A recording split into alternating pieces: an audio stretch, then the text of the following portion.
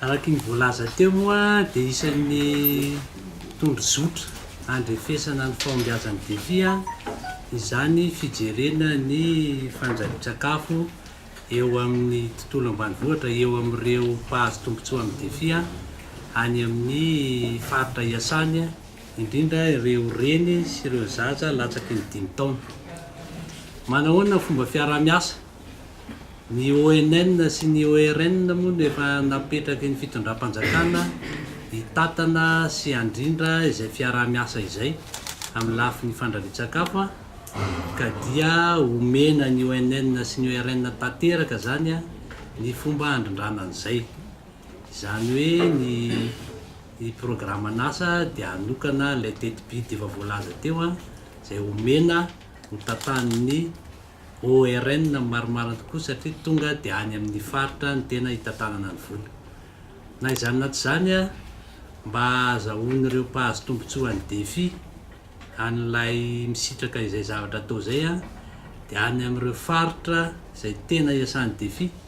satria fantatrareo fa ny defia dia miasa ao amin'ilay antsoina hoe pôle de production, izany hoe ao amin'ilay faritra heverina fa tena hamokatra, dia any amin'ireny faritra misy ny pôle de production ireny zany ny tena hanaovana ny asa, ka dia any no hametrahana ireo teknika sy paikady rehetra izay efa nivolavolain'ny ONN sy ORN hatramin'izay, toy ny hoe site de démonstration, toy ny hoe fampiasana an'ilay agent communautaire nutrition, toy ny hoe fanaovana ny diversification en aliment sy ny fanodinana ny sakafo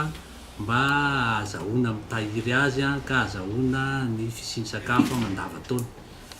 Izay zany ny asa efa mahazatra ny ONN, fa na izany na tsy izany ny asan'ny defia manokana dia manampy izay araka ilay fanontany saina teo fanaovana ny foto-drafitr'asa mba hamokarana, fanaovana ny teknika mpambolena mba azahoana an'ilay vokatra, ny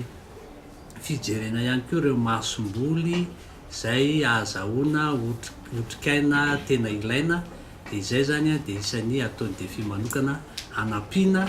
ilay asa efa fataon'ny ONN mahazatra. Dia eo amin'ilay fanodinana ny sakafo ihany koa dia isan'ny andraisany anjaran'ny defia mivantana ahafahana manatanteraka an'ilay, izany hoe fandrindra tsara zany ny asa, fa tsy hoe mitokana hoe ety ny ONN mitokana dia ety ny asa ataon'ny defia mitokana, fa fandrindra ao anatin'ny faritra iray ny asa iarahana manao.